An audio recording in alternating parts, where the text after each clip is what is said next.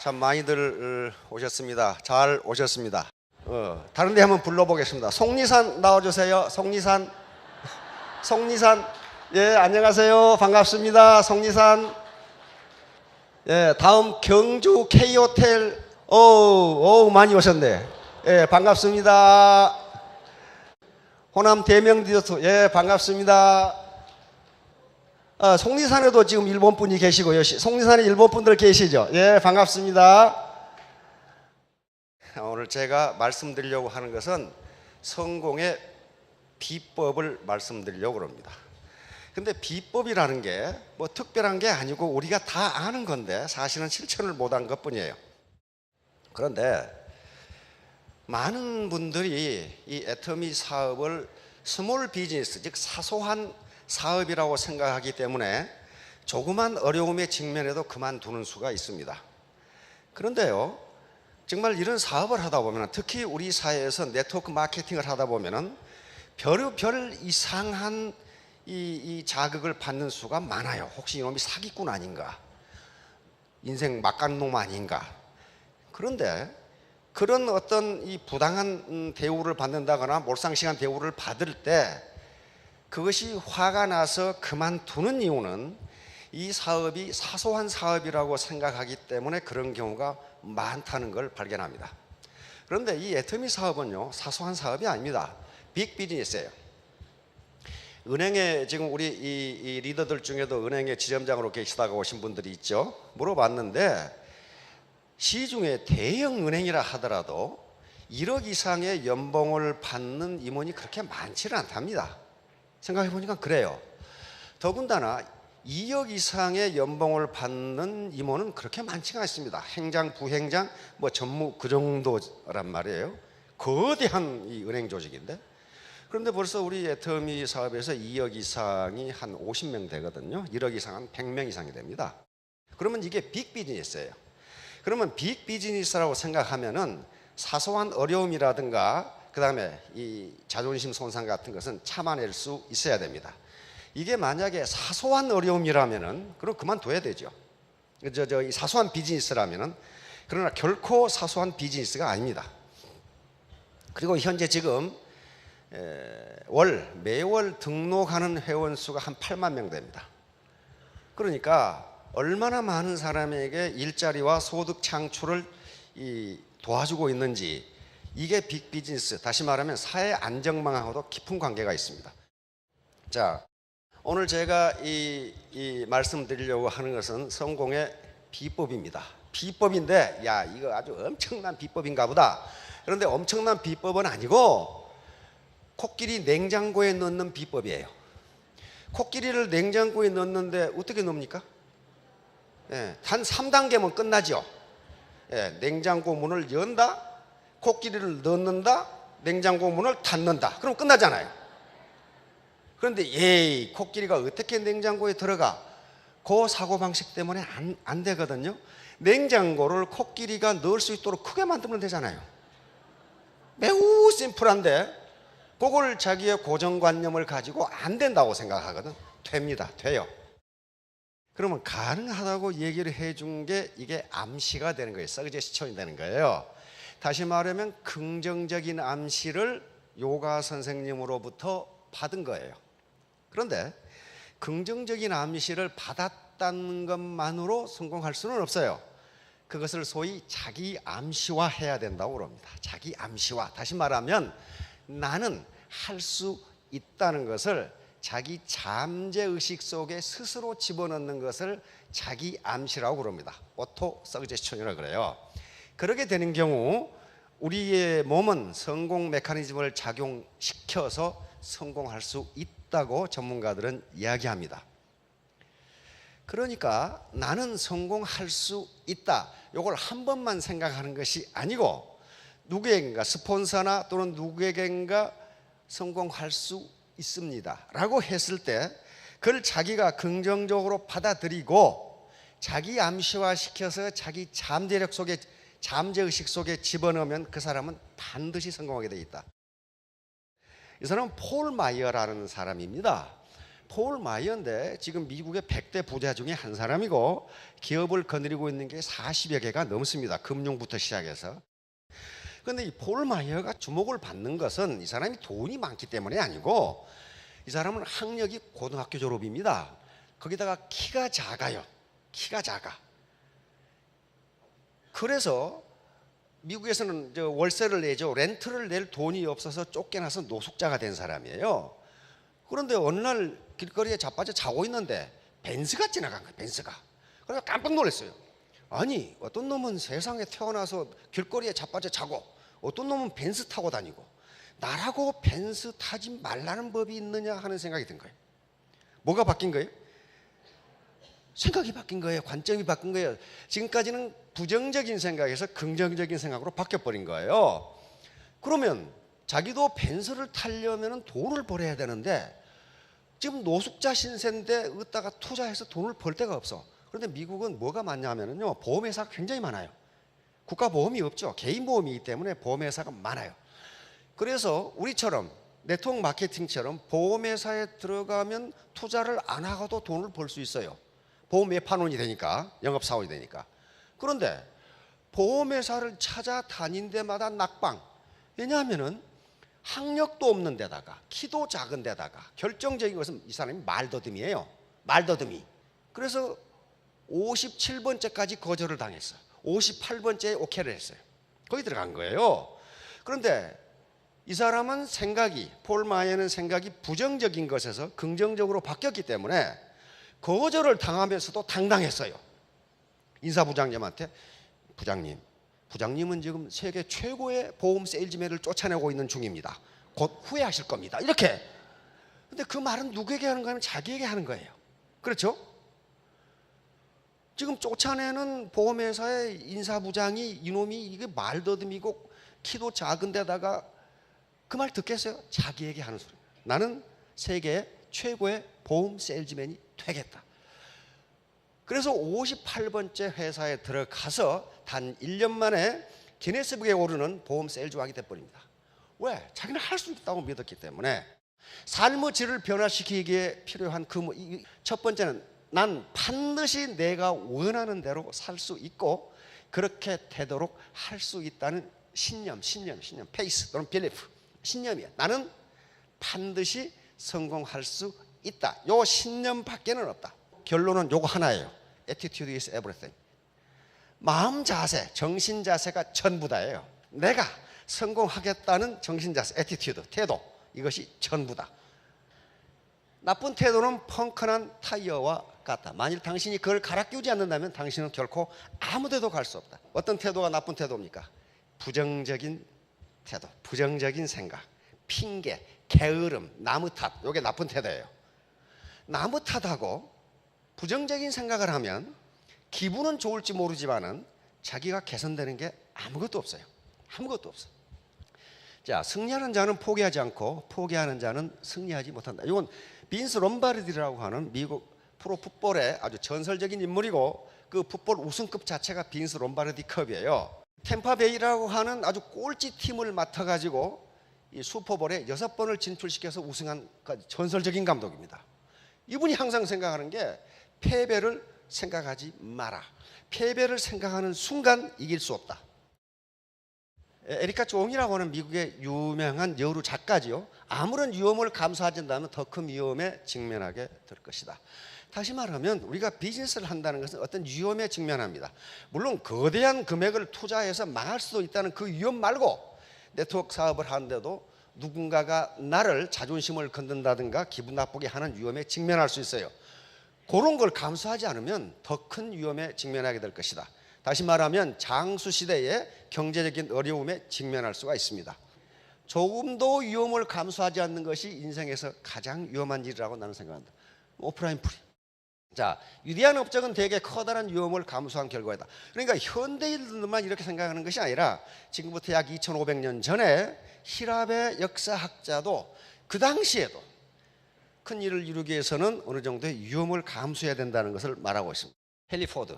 이 양반도 학력이 초등학교 졸이에요. 초등학교 졸. 그래서 세계적인 인물이 됐거든요.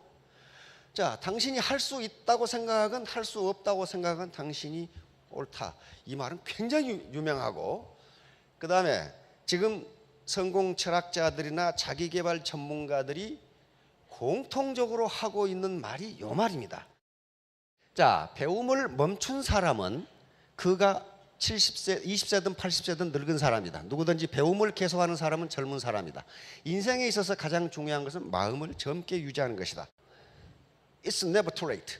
너무 늦은 법이란 없어요. 여기 가셔서 이 오토바이 한번 배워보세요. 이분은 누구신지 아시죠? 박기준 옹이죠? 지금 100세입니다. 100세. 그런데 99세 때, 작년에죠? 작년에 요 운전면허증을 따셨거든? 운전면허증을 따셔가지고 자동차 운전을 하고 돌아다니, 지금까지는 오토바이만 타고 돌아다니시더라고. 자동차 운전면허를 따가지고, 그래서 기자가 물었어요. 아니, 할아버지, 100세가 되셔가지고 뭐 때문에 운전면허증을 따셨습니까? 그러니까 이 박기준 옹이 하신 말씀이 젊은 놈들에게 무엇든지 도전하면 할 수 있다는 걸 보여주기 위해서 그랬단 말이에요. 여기 계신 분 중에 나는 젊은 놈이 아니니까. 그런데 이분 말씀은 90세 이하는 다 젊은 놈이에요. 90세 이하는 다 젊은 놈. 자, 100세 할아버지가 하실 수 있다면 우리가 못할 게 뭐가 있어요? 이 할머니 컴퓨터 배우고 계시잖아요. 지금 당장 배울 때가 가장 빠른 시기입니다. 포드 이 사장님께서 하신 말씀이에요. 만남이 시작이고 계속하는 것이 발전이고 함께 일하는 것이 성공이다. 우리 애터미를 위해서 한 말씀 해주신 것 같아요. Together is beginning. 오늘 coming together 하신 분들 계시죠? 이게 시작이에요. 그 다음에 keeping together is progress.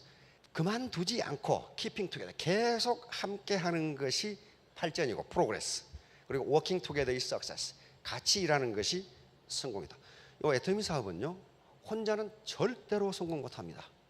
자기 노력은 1%고 나머지 파트너들과 함께 하는 거 이게 99%예요. 그러면 100%가 되어서 성공할 수가 있습니다. 자, 이제 에밀 쿠에. 자, 모든 성공학은 이 쿠에이즘에 바탕을 두고 있습니다. 쿠에이즘이라는 이 쿠에는 프랑스의 약사입니다. 약사이고 심리치료사였어요. 원래 이분은 화학을 전공해서 화학자가 되려고 했는데 집안이 가난해서 약대를 가서 약사가 되고, 이제 이 병을 그 당시는 뭐 의학 분업이 안 돼 있는 시기니까 19세기니까 병을 치료하는데, 우리가 현대 사회에서 플라시보 현상이라고 부르는 현상을 발견하게 됩니다. 다시 말하면 환자에게 약을 처방해 주는데 그냥 아무 말도 없이 처방해 주는 것하고, 그 다음에 약에 대해서 칭찬을 하고, 예를 들면 이 약은 최근에 나온 약인데 굉장히 효과가 좋습니다. 그 다음에 환자에 대해서도 용기를 주고, 제가 이 선생님 얼굴을 보니까 금방 회복하실 것 같습니다. 이렇게 긍정적인 말을 하고 처방을 해준 경우와 아무런 말도 없이 똑같은 약을 처방해 준 경우에 치료 효과가 다르더라는 거예요. 긍정적인 말을, 약과 그 환자에 대해서 긍정적인 말을 해주고 약을 줬더니 치료 효과가 훨씬 빠르다는 겁니다. 요게 여기에서 바로 암시법이라는 걸 발견합니다. 즉 상대방에게 내가 암시를 보내면 상대방이 그것을 자기 암시로 받아들여서 잠재의식 속에 집어넣으면 그것이 성공 메커니즘으로 작용한다 하는 걸 발견하게 돼요.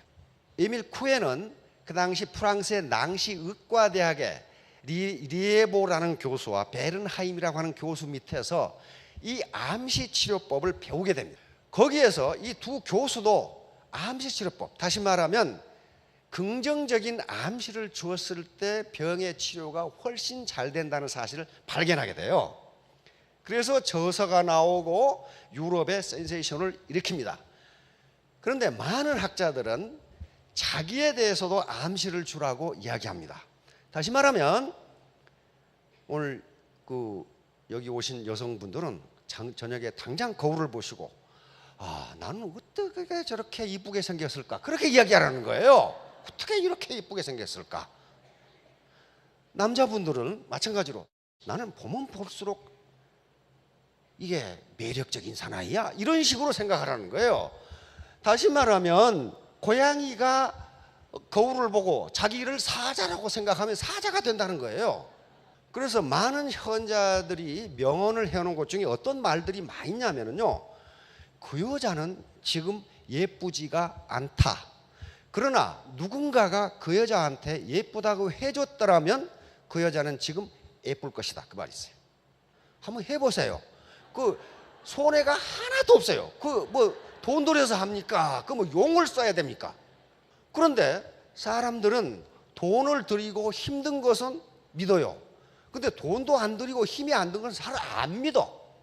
안 믿기 때문에 많은 성공 전문가, 개발학자들이 써놓은 책 속에 보면은 그러기 때문에 그런 사람은 평생 가난뱅이로 살 수밖에 없다. 이렇게 돼 있어요. 왜? 안 믿어. 안 믿으니까. 그런데 에밀 쿠에가 한 말이 있습니다. 다른 거 다 필요 없고 요 말만 침대에다가 적어놓고 아침 저녁으로 중얼중얼 하라는 거예요. Everyday, 날마다 나는 in every way, 모든 면에서 I am getting better and better, 더 나아지고 있다. 요거 하는데 어렵습니까? 용어를 써야 되는가, 물구나무를 써서 해야 되는가, 그렇지가 않아요. 그런데 모든 성공학자들이 써놓은 책에 보면은 아침 저녁으로 하라고 돼 있어요. 근데 왜 아침 저녁으로 하느냐?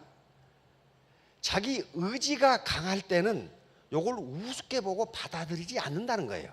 이게 뭐 효과가 있으려고. 그런데 저녁에 졸리고 정신이 몽롱할 때는 요걸 아기처럼 그냥 받아들인답니다. 그리고 아침에 일어나서 정신이 몽롱할 때 그냥 잠재의식이 받아들인대요. 그래서 아침 저녁을 하라고 돼 있어요. 그래서 긍정적 암시를 자기에게 계속 주면 그렇게 된다는 거예요. 이게 성공학의 기본이고 전부입니다. 다시 말하면 positive thinking, positive mental attitude. 다시 말하면 긍정적인 생각이 모든 성공의 출발점이고 그것이 전부다 그랬어요. 그것이 전부다.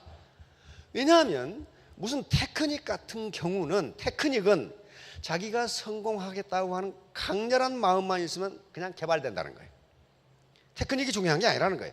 자, 그래서 요 모든 성공학은 쿠에이즘을 바탕으로 하고 있습니다. 쿠에이즘이라는 게 자기에게 긍정적 암시를 주면, 이게 자기 암시라고 그래요.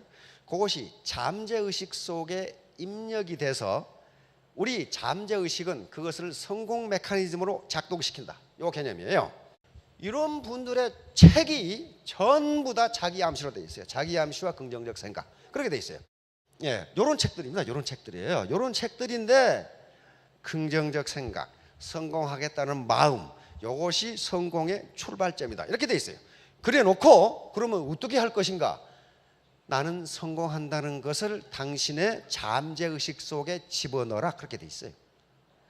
자, 그러면 왜 그런 얘기를 하느냐 하는 거예요. 왜 그런 얘기를 하느냐?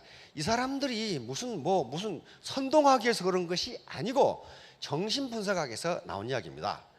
정신분석학으로 가장 유명한 사람은 정신분석을 창설한 지그문트 프로이트란 말이에요. 지그문트 프로이트가 발견한 것 중에 가장 위대한 발견은 인간의 무의식이라는 게 있다는 거예요. 무의식. 우리 의식은요, 우리가 생각하고, 현재 의식입니다. 의식은 뭔가 깨닫고 뭔가 느끼고 생각하고 하는 것은 우리 전체 의식의 10%밖에 되지를 않는다는 거예요. 10%. 그 다음에 프로이트는 의식을 3개로 나눴습니다. 의식, 전의식, 무의식. 전의식은 현재는 생각나지 않는데 어느 날 갑자기 생각나는 게 전의식이에요. 옆에 앉아 계신 분을 우선 많이 본 사람 같은데 암만 해도 생각이 안 나. 그러다가 집에 가서 화장실 가다가 아이고 그 자식 내 고등학교 동창이네 이렇게 생각나고 있어요. 그것은 무의식 속에 들어가 있다가 갑자기 생각나는 거, 이게 전의식이고, 무의식은 아무래도 생각이 안 나는 거, 이게 무의식인데 이게 90%예요. 그런데 현대 정신분석학에서는 물론 무의식과 잠재의식이 다르다고 하지만 거의 비슷합니다.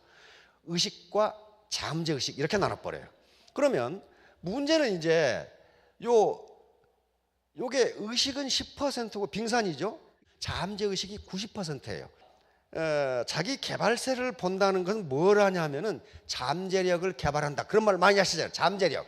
잠재력이 어디서 나오냐 하면은 90%의 잠재의식에서 나온단 말이에요. 그러니까 현재 나는 애터미 사업으로 성공할 수 없다. 이렇게 생각하는 건 뭐가 그렇게 생각하는 거예요? 의식이 그렇게 10% 자기 능력의 10%밖에 안 되는 의식이 그렇게 생각한다는 거예요. 그러나 그거 말고 빙산의 밑에 안 보이는 부분 90%는 그렇게 생각하지 않는다는 거예요. 문제는 어디 있냐면요, 지금까지의 정신분석학자들과 심리학자들 그리고 자기개발 이론가들이 연구한 바에 의하면 의식과 무의식이 충돌하면, 다시 말하면 의식과 무의식이 갈등을 일으키면 언제나 뭐가 이긴다? 언제나 무의식이 이긴다. 언제나 잠재의식이 이긴다. 의식은 절대로 이길 수 없다. 언제나. 다시 말하면 혹시 이 여자분들 중에 임신했을 때 무슨 음식을 먹다가 토하는 경우가 있어요. 우리 마누라 보니까 그렇더라고. 근데 26살에 토하더니 지금도 그 음식을 안 먹어. 지금도 그걸 안 먹어. 그것만 보면 그냥 피한단 말이에요. 그러니까 우리 무의식은, 다시 말하면 우리 잠재의식은 한 번 경험한 것은 절대로 잊어버리지 않는다. 그리고 평소에는 생각이 안 나다가 그것만 보면 생각이 난다. 그것만 보면. 예를 들면 석류 있잖아요. 석류를 생각하면 석류를 먹은 기억이 있는 분은 입에서 침이 나오도록 돼 있어요. 그게 잠재의식의 작용이에요. 평상시에는 잊어버리고 있어. 그런데 여기 지금 오신 분들은 무의식과 의식의 싸움에서 무의식이 이겨서 오신 거예요. 의식적으로는 뭐예요? 아이고, 내가 다단계판에 뭐하러 가지? 그런데 무의식은, 잠재의식은 뭐라고 하냐면 그래도 한번 가봐, 뭐라고 그러는지. 그래서 오신 거예요. 잠재의식이 이긴 거예요. 이제 아까 쿠에는 지금 정신분석학자가 아니기 때문에 뭐라고 했냐면 의지와 상상 그랬어요. 의지와 상상이 갈등을 빚으면 반드시 상상이 이긴다. 의지는 절대로 상상을 이길 수 없다. 자, 문제는 요거 있어요 이제. 그러니까 예를 들면 저녁에 잠을 자려고 노력하면 노력할수록 잠이 안 오는 경우가 있어요. 정신이 말똥말똥해져. 그런데 아무 생각이 없으면 잠을 자. 다시 말하면 의지로 뭔가를 하려고 하면 점점 안 된다는 거예요. 왜냐하면 상상이 그걸 방해를 해. 너는 못 잘걸? 너는 못 잘걸? 마찬가지로 자전거 배우실 때 저도 그 기억이 있는데 앞에가 얘기가 있으면 저쪽으로 안 가야지 그쪽으로 계속 가. 다시 말하면 자전거를 배울 때 앞에가 장애물이 있으면 저쪽으로 안 가겠다고 의지가 생각하면 반드시 그쪽으로 간다. 왜냐하면 잠재의식은 그쪽으로 갈 걸 그렇게 생각한다. 그럼 그쪽으로 반드시 간다. 그런 현상들이 굉장히 많이 나타나요. 다시 말하면 어떤 의지를 가지고 하려고 하면 안 된다는 거예요. 그 상상이 항상 의지를 반대로 움직이니까 이제 거기에 문제가 있는 거예요. 그러면 어떻게 해야 되느냐? 바로 상상과 의지를 일치시켜라. 상상과 의지를 일치시키면 그 파워는 놀랄 만큼 나온다. 그러면 그 의지를 상상과 일치시키는 게 뭐냐? 아까 침대에 써놓고 하라는 말이 그거예요. 나는 날마다 모든 면에서 더 나아지고 있다. 요게 아주 시시하고 우습고 유치한 것 같은데 그렇지가 않더라는 거예요, 이게. 자, 그런데 쿠에는 19세기 사람입니다. 19세기에 그렇게 하고 센세이션을 일으키고 일단 20세기에 들어오면서 그게 뭐 맞겠나? 그래서 시들해졌어요. 그러다가 20세기에 다시 심리학과 정신분석이 발전하면서 맞다 이렇게 되네. 그게 맞다. 그래서 미국에서 나온 게 이제 나폴레옹 힐이라는 인물입니다. 자, 이 인물은 피츠버그라고 하는 시골의 한 이름도 없는 잡지사의 기자였어요. 그러니까 집이 가난해가지고 13살부터 기자로 일을 했다. 뭐 그래야 먹고 살아.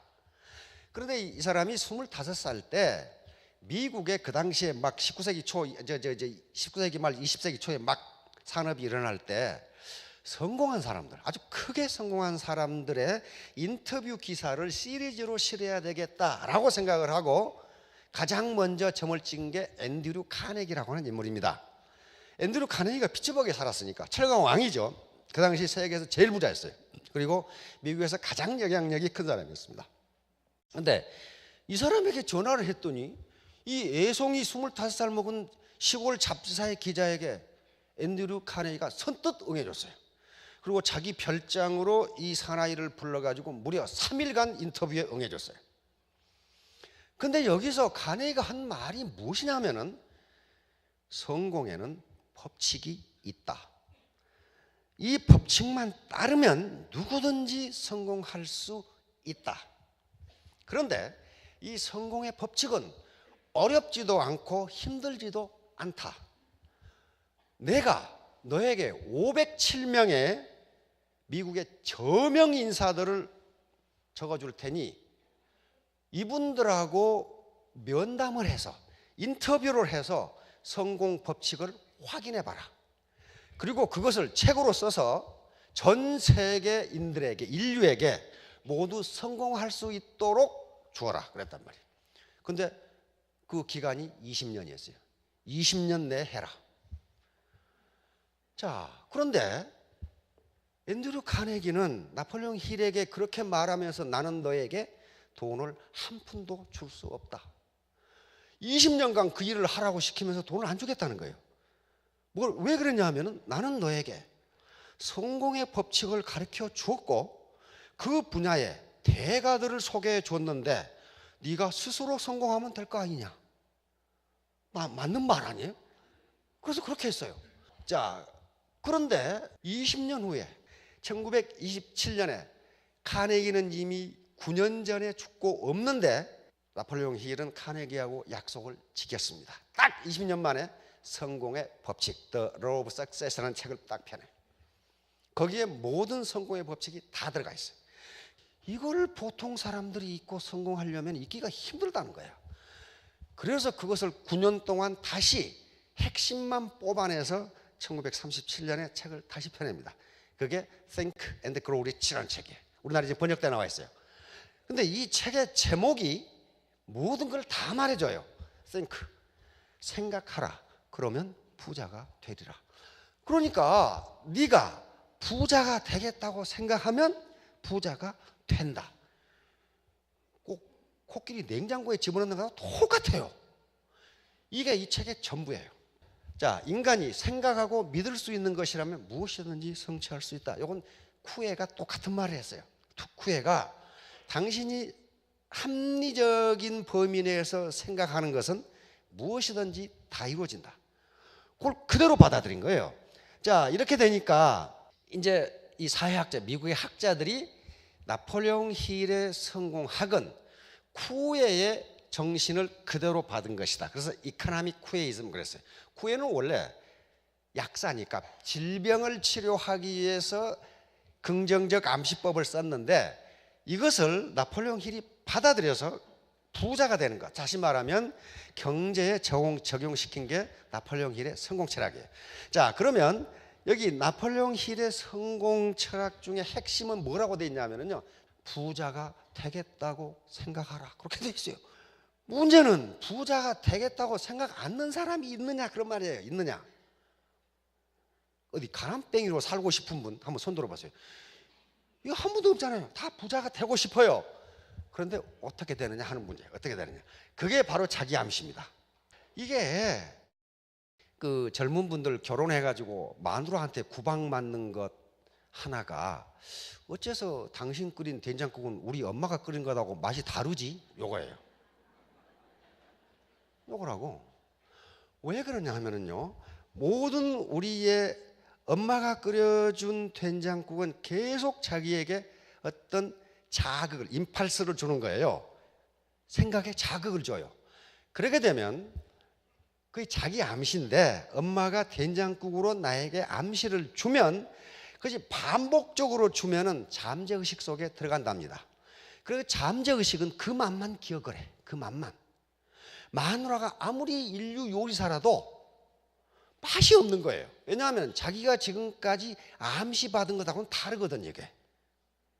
그래서 우리 잠재의식은 자기가 지금까지 암시받은 대로 행동한다는 거예요.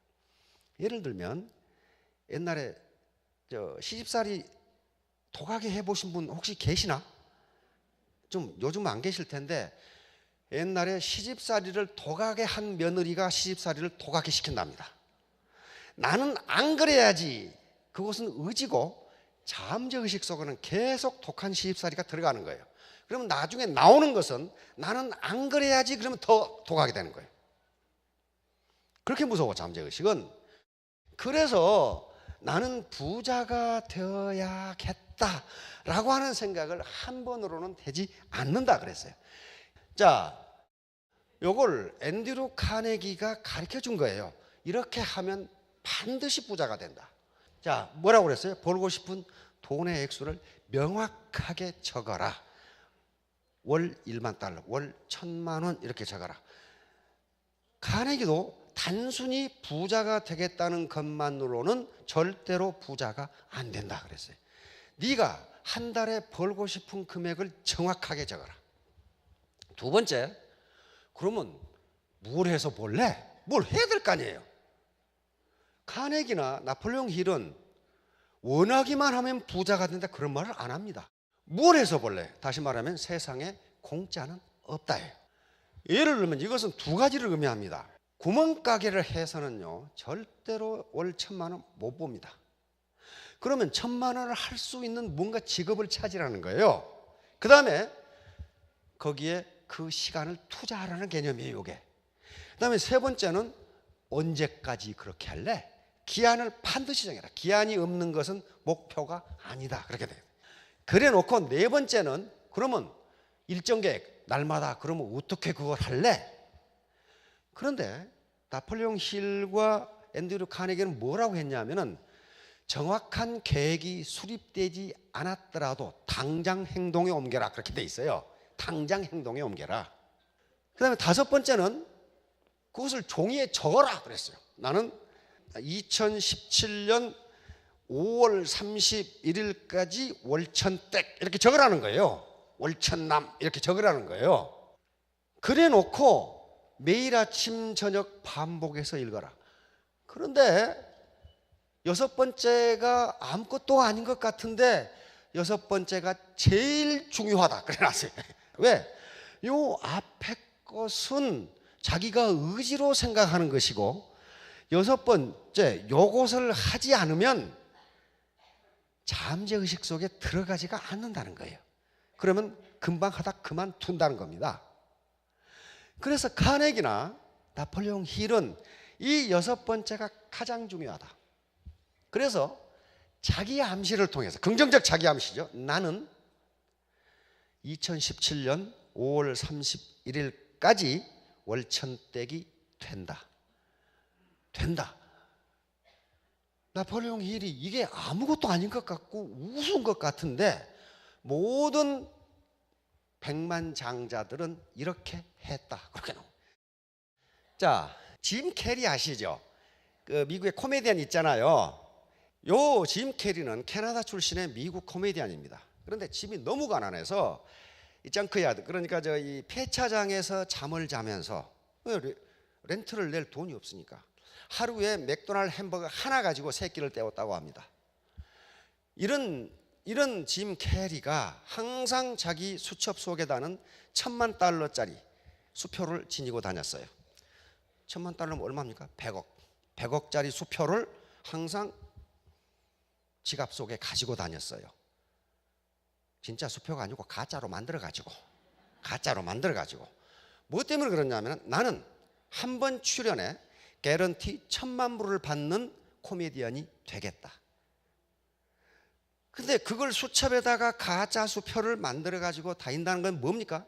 계속 그걸 보면서 자기 잠재의식 속에 집어넣는 거예요. 결국은 마스크, 그 다음에 또 케이블 가이 요것에 출연하면서 한 번 출연에 개런티 1,000,000불을 받습니다. 100억을 받아요. 또 케이블 가이에서는 2,000,000불을 받아요. 그러면 요 짐 캐리처럼 $10,000,000짜리 수표를 자기 지갑에 만들어서 가지고 다닌다면 이 사람이 가만히 가지고 다녔기 때문에 그런 게 아니고 얼마나 노력을 했겠냔 말이에요. 그렇게 하기 위해서 계속 자기 잠재의식 속에 집어넣은 거예요. 여기 계신 여자 사장님들 핸드백에다가 월천댁 그래가지고 하나 만들어가지고 다니세요. 이렇게 월천댁 그래가지고 명함도 아예 하나 만드셔. 월천댁 다 해가지고 그게 아무것도 아닌데 계속 자기에게 암시를 주는 겁니다. 예, 요 은혜를 보세요. 손주 낳아서 키워본 분들도 많이 계실 거고 아이 낳아서 키워본 분이 많이 계실 텐데 처음에 이따가 뒤집는 시기가 있어요. 그렇죠? 야, 뒤집으면 왜 그리 신기한지. 그럼 막 박수 치고 칭찬하고 야단이야. 그러다가 어느 날 이제 기죠. 그런데 학자들에 의하면 요 상태에 있을 때 우와 기네 하고 칭찬을 해주지 않고 야 이 자식아 왜 못 걸어? 왜 못 걷냐고? 그러면 요놈은 평생 걷지를 못한답니다. 그 과정을 칭찬해주면 다음 과정으로 발전을 한대요. 뒤집으면 그렇게 신기하죠. 그러다가 어느 날 갑자기 기다가 어느 날 서요. 서는데 어떻습니까? 계속 그렇게 서죠. 그러면 박수 치고 할머니, 아빠, 엄마 난리죠. 섰다. 근데 그놈을 가지고 야 임마 겨우 서는 거야? 왜 못 걸어 임마? 못 걷는답니다. 그러면 절대로 못 걷는데요. 그 과정을 칭찬해주면 계속적으로 발전해 나간대요. 어린아이가 성장할 때 너무 어려운 걸 요구하지 말라. 현재 그놈이 어느 정도 성취를 했는가에 관계없이 그 노력을 칭찬해주면 이놈은 계속 발전한다. 그렇게 돼 있어요. 계속 발전한다. 그래서 결국은 이렇게 걷게 된다는 거예요. 파트너들도 내가 뭐라고 그랬어? 나오라고 그랬잖아. 영상 보여주라고 그랬잖아. 근데 왜 안 해? 내가 그럴 줄 알았어. 그렇게 돼버리면 파트너가 하기 싫어서 안 하겠어요? 그 과정이에요. 발전하는 과정. 그걸 칭찬해 주라. 그런데 학자들은 뭐라고 하냐면은 그것을 자기에 대해서도 그렇게 해주라 그랬어요. 자기에 대해서도. 나는 왜 이 모양 이 꼴이야. 그럼 안 된다는 거예요. 지금까지 내가 이렇게 노력한 것 자체를 야 김말자 너 참 대단해. 그렇게 거울 보고 칭찬해 주라는 거예요. 그러면 발전한다는 거예요. 그게 뭡니까? 긍정적인 암시를 자기에게 집어넣는 거예요. 프로축구단이 하나 있어요. 텔레비전에서 이제 감독이 취임을 해가지고 원래 스포츠 선수들이 그 선후배 관계가 아주 단단하게 돼 있고 말을 좀 험하게 하는 것 같아요. 그래서 이 감독이 그렇게 해서는 우리가 승리 못한다. 상호 칭찬을 해주고 격려를 해줘라. 못한다고 꾸짖지 말고 격려를 해줘라. 그러면서 실험을 한 게 뭐였냐면은 고구마 키우기 실험을 했어요. 선수 그 합숙소에다가 화분에다가 고구마를 심어놓고 선수들에게 이야기했습니다. 이쪽 고구마한테는 들어갈 때마다 칭찬을 해주라. 야, 너는 왜 그렇게 잘 크냐? 야, 너는 참 튼실한 고구마가 되겠네. 그리고 이쪽 고구마한테는 계속 욕을 퍼부어라. 야, 임마, 야샤, 빼빼 말아놓고 죽겠네. 뭐 이런 식으로. 그런데 한 20일 지나고 나니까 칭찬을 들은 고구마는 이렇게 됐는데 계속 욕을 먹은 고구마는 겨우 살아있어. 이게 식물이에요, 식물. 그러면 식물이 말을 알아들어서 저렇다고는 생각하지 않습니다. 인간이 어떤 부정적인 말을 하면 입에서 독이 나온답니다. 독이 나온다는데 그 독이 1분간 또는 1시간 동안 모으면 80명을 죽일 수 있는 독이 나온대요. 그러니까 이렇게 하는 거예요. 이거 똑같아요. 똑같은 양파를 이렇게 놔두고 요놈한테는 계속 칭찬을 해주니까 싹이 나. 요놈한테는 계속 욕을 퍼부으니까 싹도 안 나. 이게요, 가끔 우리가 이 텔레비전에서 닭장에 무슨 모차르트 음악을 틀어준다든가 그런 거 보셨잖아요. 동물이나 식물도 이렇게 반응합니다. 그러면 자기 파트너나 다른 사람에 대해서 부정적인 말을 했을 때와 긍정적인 말을 했을 때 어떻게 되는가 하는 게 나타나요.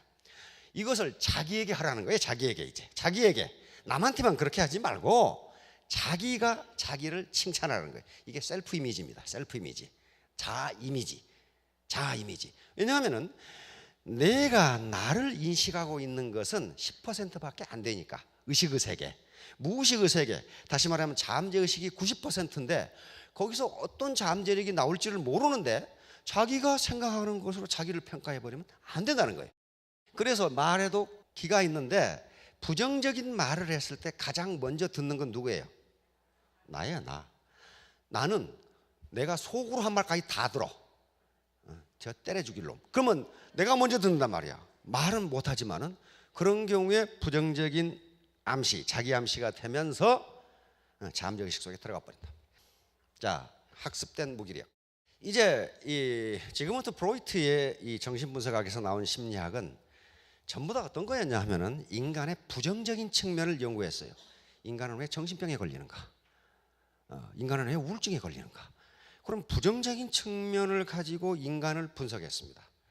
근데 프로이트가 나쁜 놈이어서 그런 게 아니고 프로이트는 1차 대전, 2차 대전을 겪으면서 인간이 왜 이렇게 이 모양인가 하고 생각하게 된 거예요. 그래서 인간의 부정적인 측면이 어디서 나오는가를 심층적으로 분석하면서 무의식 세계에서 나온다는 것을 알아내게 됩니다. 그런데 마틴 셀리그만이라고 하는 이 심리학 교수인데요, 이제 심리학도 긍정 심리학으로 바뀌어야 된다. 다시 말하면 인간의 부정적인 측면을 연구할 게 아니라 인간의 긍정적인 측면을 연구해서 결국 인간이 행복하도록 살게 만들자. 그래서 파지티브 사이콜로지라고 하는 긍정 심리학을 창시했어요. 그래서 이분이 미국에서 긍정 심리학을 창시하면 우리나라도 긍정 심리학회가 있죠. 그러면서 모든 측면에서 인간을 긍정적인 측면에서 바라보기 시작하고 그 긍정적인 측면을 더 크게 만들어줬더니 결국 행복하게 살더라는 거예요. 계속 부정적인 측면을 파서 그걸 고치려고 할 게 아니라 그걸 내버려 두고 긍정적인 측면을 발견을 해서 그걸 키워주면 인간은 행복하게 살더라. 그래서 이런 실험을 한 겁니다. 바로 학습된 무기력. 이 양반이 만든 학술 용어인데요, Learned Helplessness라고 만들었어요. 다시 말하면 인간이 피할 수 없거나 극복할 수 없는 어떤 혐오스러운 환경에 계속 노출되면 그것을 스스로 극복할 수 있는 조건이 주어지는 데도 안 하더라, 그런 말이에요. 이게 무슨 말인지 하면요, 개를 가지고 실험을 했어요. 개 24마리를 가지고 3개 그룹으로 나눴어요.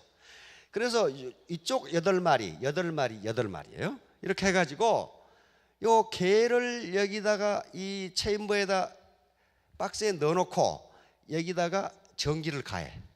밑바닥에 전기를 주면 어떻게 하겠어요? 정말 개띠도 뛰겠죠. 그러다가 이 개가 요걸 밀면 전기가 꺼져. 그러니까 전기가 갑자기 발에 들어오니까 뛰다가 저걸 다치니까 전기가 꺼져. 그러면 계속 반복하면 이 개는 어떻게 됩니까? 학습이 되죠. 이거 밀면 꺼지는구나. 요 개는 똑같이 체인버 속에 집어넣고 밑에다가 전기를 가하는데 자기가 전기를 끌 수 있는 방법이 없어. 그러니까 혐오스러운 환경을 스스로 극복할 방법이 없어, 이 중간 개는. 세 번째 8마리는 묶어놓고 전기를 가하지 않았어. 그러니까 이 개는 바닥에 전기가 들어오는 것을 학습한 적이 없어요. 자, 그래 놓고 24시간 후에 각 그룹 8마리의 개를 다시 실험을 합니다. 여기다가 중간에 막을 막아놓고 요 경험을 한 개를 여기 집어넣고 전기를 가했더니 즉각 뛰어 넘어가 버려. 다시 말하면 혐오스러운 환경을 극복해 본 경험이 있는 개는 혐오스러운 환경이 주어지자 그걸 즉각 피해버려. 그걸 극복해버려. 그런데 이 녀석은 앞에서 자기 스스로 혐오스러운 환경을 극복해 본 경험이 없는 이 개는 전기를 가했더니 이거 뛰어 넘어가면 되잖아요. 안 넘어가고 그걸 가만히 있어, 끙끙 앓면서. 그 혐오스러운 환경을 계속 견디고 있는 거야. 아무 경험이 없는 요 개는 전기를 가했더니 즉각 넘어가 버려.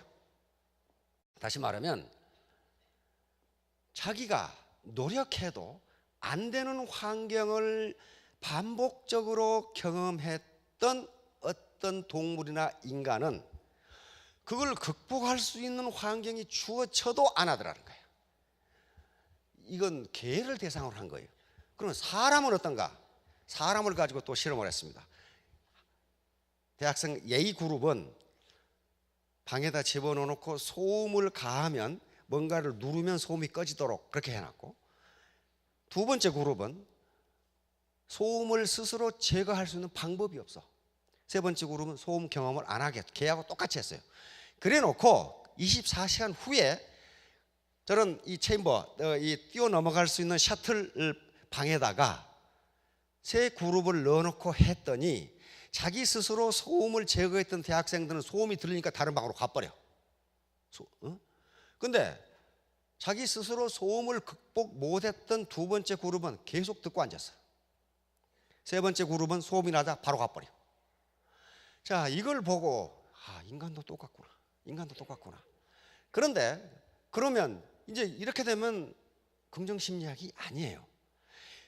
개를 가지고 더 많은 학자들이 더 많은 개를 가지고 한 160마리를 가지고 다시 실험을 했어요. 똑같은 세 가지 조건으로 실험을 했더니 혐오스러운 환경을 경험했던 그리고 그것을 자기 스스로 극복하지 못했던 개들 중에 3분의 1이 뛰어넘더라는 거예요. 3분의 1이 뛰어넘어요. 다시 말하면 지금까지 어려운 환경 속에서 스스로 극복할 수 없는 어려움에 처했던 인간도 그럴 것이다. 다시 말하면 인간은 그런데 개하고 달라요. 인간은 개하고 다르기 때문에 자기 주체적인 의지만 있다면 아무리 혐오스러운 환경에 경험을 했더라도 혐오스러운 환경이 뭡니까? 개돈 떼먹고 도망간 놈, 뭐 했다 하면 동업했는데 사기치고 도망간 놈, 그런 분들 많이 계시죠. 그런 환경이 있다 하더라도 극복할 수 있는 환경이 주어지면 인간은 주체적인, 즉 긍정적인 자기 마인드만 있으면 극복할 수 있다. 극복할 수 있다. 그래서 이분이 연구해 보니까 인간이 가지고 있는 장점이 24가지랍니다. 이제 카테고리를 나눠 가지고 24가지인데 모든 인간은 그중에 3개 내지 4개의 장점을 가지고 있답니다. 근데 그 장점을 자기가 발견하지 못했을 뿐이에요. 그러니까 그것만 발견해서 키우면 모든 인간은 성공하고 행복하게 살 수 있다. 그 책이 있어요.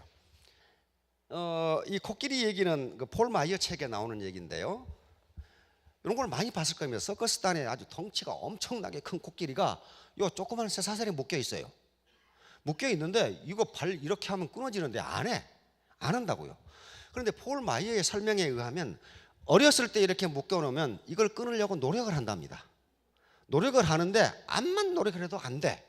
안 되면 요 아기 코끼리의 잠재의식 속에 나는 이 쇠사슬을 끊을 수 없다는 게 들어간답니다. 그러면 덩치가 이렇게 커진 다음에도 요 쇠사슬을 끊으려고 생각을 안 해. 생각을 안 한다는 거예요. 그러니까 폴 마이어가 하는 얘기는 어떤 환경이 주어졌을 때 그걸 시도도 안 해보고 안 된다고 하지 말라는 거예요. 시도도 안 해보고 그러면서 하는 얘기가 실패한 인간의 90%는 실제로 실패한 게 아니다. 다만 그만두었을 뿐이다. 그래놨어요. 그만두었을 뿐이다. 이건 벼룩 실험이에요. 벼룩. 이게 벼룩이 점프하는데 인간이 점프하면 자기 몸 길이에 몇 배나 점프할 수 있습니까? 아무리 많이 해야 뭐 2배 내지 5배 그 정도밖에 못하죠. 5m. 근데 벼룩은 자기 몸 길이에 200배를 뛴답니다. 엄청나죠. 200배. 200배를 뛰어넘으니까 아마 젊은 분들 중에는 벼룩을 안 본 분들이 많을 거예요. 근데 벼룩이란 게 있어요. 굉장히 잘 뛰어 이렇게. 그런데 컵에다가 이렇게 벼룩을 집어넣고 위에다가 덮개를 덮어놔요. 그러면 이 녀석이 뛰어나가려고 뛰는데 뛸 때마다 어떻게 됩니까? 머리가 부딪혀. 머리가 부딪혀. 그러면 계속 몇 번을 하고 나면은 이 벼룩의 잠재의식 속에 이 정도밖에 못 뛰는구나 하는 게 들어간답니다. 그러면 이 덮개를 치워도 이 벼룩은 이 컵을 뛰어나가지 못한대요. 자, 이게 학습된 무기력이에요. 그런데 인간은 이걸 극복할 수 있다. 뭐 때문에? 자기 의지가 있기 때문에. 엘머 게이츠, 요게 지금 이 나폴레옹 힐이 이 인터뷰했던 학자 중에 한 사람입니다. 요분은 화학자인데 이런 걸 연구해 봤어요. 인간이 마음 상태에 따라서 내쉬는 숨의 성분이 어떻게 되는가 하는 걸 해봤더니 화를 낼 때는 요걸 액화시키면 요게 밤색이 된답니다. 1시간 동안 화를 낸 것을 모으면 80명을 죽일 수 있는 독이 나온대요. 그러면 화를 냈을 때 가장 먼저 죽이는 건 누굽니까? 나를 죽이는 거예요. 슬플 때는 회색이 나오고 후회할 때는 분홍색, 그 다음에 기뻐할 때는 청색 이렇게 나오기 때문에 부정적인 생각을 했을 때 가장 먼저 피해를 보는 건 자신이다. 자신이다. 이렇게 강한 독이 나오는데 다른 사람 죽이기 전에 나를 죽인다는 거예요. 그래서 항상 긍정적인 생각을 하라는 게 이런 개념입니다. 이게 물인데 사랑이나 감사라고 얘기했을 때는 아주 아름다운 결정이 되는데 악마라고 얘기하면 물의 결정 구조가 깨져버려요. 고맙습니다.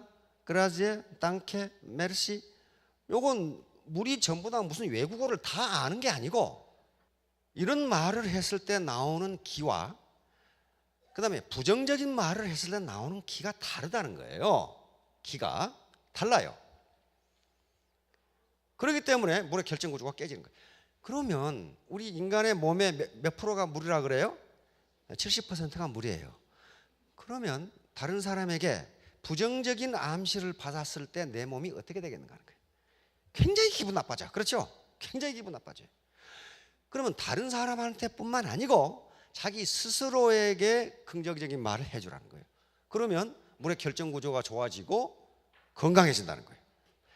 이게 바로 에밀 쿠에가 발견했던 플라시보 효과입니다. 플라시보 유약 효과라 그러죠.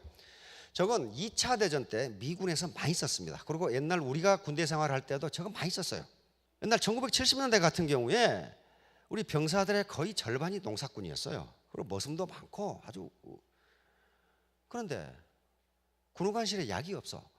그러면 머리 아프다는 놈도 파스 붙여주고 배 아프다는 놈도 파스 붙여주고 안 그러면 아까전께 발라주고. 근데 그놈이 낫는다고. 그게 플라시보 효과예요. 다시 말하면 가짜 약을 주었는데 효과가 진짜 약처럼 나온다는 거거든요. 2차 대전 때 미군에서 굉장히 많이 썼던 방법입니다. 유럽에서 전쟁이 치열하게 벌어지는데 적은 포위하고 있고 전상 황자는 많이 나오는데 약이 없어. 약이 없는 경우에 군의관들은 밀가루라든가 빵가루로 약을 만들어 줘. 그러면서 많은 사람을 치료했다고 나와 있어요. 이게 위약 효과예요. 그러면 그게 뭐 때문에 그래요? 낫는다고 생각하면 낫는다. 그 얘기예요. 낫는다고 생각하면 낫는다. 다시 말하면 자기 암시를 통해서 잠재의식 속에 그렇게 집어넣는 거예요. 요게 아까 우리 잠재의식은 상상과 현실을 구분하지 못한다. 그렇기 때문에 선의의 트릭이 가능하다. 1950년대 포르투갈의 리스본항에서 포도주를 싣고 저쪽 영국의 스코틀랜드에 이렇게 수출하는 선박에서 이런 일이 있었습니다. 한 선원이 포도주를 다 꺼냈는가 하고 포도주 창고, 냉동 창고에 들어갔다가 밖에서 어떤 놈이 문을 잠가버려서 그래가지고 리스본까지 다시 와서 보니까 그 냉동 창고에서 한 놈이 얼어 죽어 있어. 근데 선장은 그것을 보고 깜짝 놀랐어요. 이놈이 죽어서 깜짝 놀란 게 아니라 그 냉동 창고가 더운데 이 자식은 얼어 죽었어. 그 얼어 죽은 걸 어떻게 알았느냐? 이놈이 얼어 죽어가면서 일기를 써놨어. 아, 몸이 추워온다. 몸을 움직일 수가 없다. 영하 20도의 냉동 창고에서 나는 얼어 죽는구나. 그리고 일기를 써놔가지고 일기를 보니까 이놈이 얼어 죽었다는 게 나타났어요. 근데 그 냉동 창고는 마찬가지로 포도주를 다 꺼냈기 때문에 더워. 전기를 꺼버려서. 근데 이놈은 얼어 죽었어요. 다시 말하면 그 선원은 전기를 껐다는 사실은 모르고 이 냉동 창고가 영하 20도라고만 생각하니까 자기 몸이 얼어온다고 생각하니까 실제로 그렇게 된 거예요. 이것을 바로 잠재의식은 상상과 현실을 구분하지 못한다. 오늘 당장 가서 실험을 해보세요. 자기 이 미국에서 친구가 왔어. 아주 맛있는 레스토랑에서 이 고기를 가지고 이 칼로 이렇게 이 나이프질을 하면서 식사를 했어. 어우, 이 식당 맛있는데? 그때 이 친구가 그 고기 무슨 고기야? 그렇게 물었을 때 개고기? 그래 보세요. 으악! 하면서 사실은 그게 개고기 아니고 소고기인데 예? 개고기? 그래 보여요. 다시 말하면 실제로는 소고기를 먹었는데 개고기라고 생각하면 우리 몸은 거기에 반응한다는 거예요. 거기에 반응을 해. 절대로 현실에 반응하지 않아요. 그 유명한 사건이 바로 우리 원효대사의 해골물 사건이죠. 여기 어디야? 수원 저 수덕사라는데 거기에요. 오뇨대사가 해골물을 마셨다는 곳이에요. 그때가 1000년 전이에요. 1000년도 더 됐다 지금. 오뇨대사가 의상대사와 같이 당나라 유학을 갔죠. 가려고 여기까지 경주에서 걸어오셨단 말이에요. 근데 밤이 돼서 비는 오고 어둡고 그러니까 어느 굴 속으로 들어갔죠. 오뇨대사가 주무시다가 목이 말라서 물을 마셨는데 그 물이 그렇게 시원하고 맛있었죠. 그 이튿날 깨서 보니까 거기가 굴이 아니라 묘였어. 묘. 가묘. 옛날에 가묘하죠. 근데 자기가 그렇게 저녁에 마셨던 물이 시원하고 맛있었는데 아침에 보니까 해골바가지야. 해골바가지. 그러니까 오뇨대사가 어떻게 했어요? 으악! 그랬단 말이에요. 거기서 뭐 했습니까? 득도를 했죠. 득도. 일체 유심조. 다시 말하면 인간은 마음 먹기에 달려있다. 만약에 그 해골바가지의 물이 화학적으로 문제가 있었다면 마실 때 배탈이 났거나 무수가 났을 거예요. 그렇죠? 화학적으로 문제가 있는 게 아니고 지금 마음이 문제가 된 거예요. 그걸 봤을 때. 그래서 오뇨대사는 어떻게 했습니까? 당나라 유학을 안 갔죠. 거기서 웃으면서 모든 문제, 인간사, 세상 만사는 마음 먹기에 달려있다. 그 일체 유심조예요. 모든 것은 마음에서 나온다. 그러니까 오늘날 얘기하면 그게 자기 암시와 잠재의식이에요. 심리학자들이 보면은 자, 그와 같이 우리의 상상 그리고 우리의 잠재의식, 무의식은 실제와 상상을 구분하지 못한다. 그런데 실제와 상상이 충돌하는 경우 항상 뭐가 이긴다? 상상이 이긴다. 이게 이제 현대적으로 내려오면 로버트 머튼 박사의 자기충족적 애언 이론입니다. 그렇게 되리라고 믿으면 반드시 그렇게 된다. 여기에 예를 들어놨는데 마누라가 남편을 의심하면 반드시 이혼한다. 그렇게 돼 있어. 록사나라는 여자가 어느 날 남편을 보니까 남편의 행동이 수상해. 나를 사랑하지 않나? 그렇게 생각한다는 거예요. 그러면 그 기가 남편한테 전달돼. 왜? 마누라가 갑자기 틱틱거려. 그럼 이 마누라가 왜 이러나? 그러다가 계속 그것이 지속되면 남편이 마누라한테 틱틱거려. 거봐, 내 생각이 맞잖아. 이렇게 되는 거예요. 이제 맞잖아. 그러다가 결국은 둘이 이혼한다. 그러면서 뭐라 했냐 하면은 부인이 내 결혼 생활이 원만하지 못하리라고 생각하면 반드시 그렇게 된다. 그래놨어요. 이게 자기 충족적 예언이에요. 그러니까 내가 한 말, 내가 한 생각이 그대로 이루어진다. 요걸 이제 계속 학자들이 증명을 했는데 많은 경우에 맞다. 한 번도 틀린 적이 없다. 요 피그말리온 효과는 그리스 신화에 지금 사이프러스 섬, 지금 키프로스라고도 하고 사이프러스 섬에 피그말리온이라고 하는 왕이자 조각가가 있었는데 이 사람은 여자를 싫어해. 여자를 싫어하고 자기가 조각한 여자상에 대해서 그렇게 아름다울 수가 없다고 생각하고 있어요. 그런데 상하로 여자를 조각해놨는데 자기가 봐도 이뻐. 이야, 저렇게 예쁜 여자가 내 마누라였으면 좋겠다. 그렇게 생각을 하고 있어요. 간절하게 원했어. 그 간절하게 원하는 것을 누가 들었냐 하면은 요 비너스, 그리스 신화에서는 아프로디테, 미의 여신이 듣고 요 조각상을 진짜 여자로 만들어줍니다. 그래서 요것이 갑자기 살아나. 조각상이, 상아로 만든 조각상이 실제 여자로 변하는 거예요. 그래서 바로 이 피그말리온의 키스를 열렬하게 받아줘. 여기 그 말 있죠. Heart desire. 계속 열망을 하고 그것을 계속 열망을 하면은 실제로 이루어진다. 그래서 이것을 피그말리온 효과라고 그럽니다.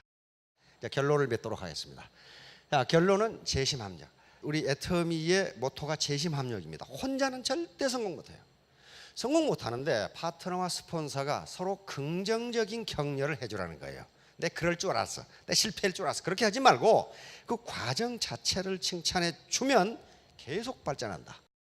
태도, 바로 이 태도 하나입니다. 무슨 학력도 아니고 경력도 아니고 뭐 나이도 아니고 내가 성공하겠다는 마음가짐. 이게 태도, 애티튜드거든요. 인도네시아의 섬에 원숭이를 잡는 방법이 호박이 있답니다. 호박이 처음에는 물렁물렁한데 나중에 크면 단단하대요. 그럼 호박의 입구를 딱 이렇게 끈으로 묶어 놓으면 거기는 안 자라고 이렇게 이 조롱박처럼 그렇게 된답니다. 그러면 이것이 크면은 안에를 긁어내버리고 안에다 쌀을 집어넣어요. 그러면 원숭이를 사로잡는 방법이라고 그럽니다. 원숭이를 사로잡아서 서커스단에 팔아먹으려고. 그러면 그 조롱박에다가 쌀을 넣어놓고 이렇게 이 나무에 묶어놓으면은 이 원숭이가 쌀을 꺼내먹기 위해서 손이 들어가는데 손이 나올 때는 주먹을 쥐기 때문에 안 빠진대요. 이게 안 빠져.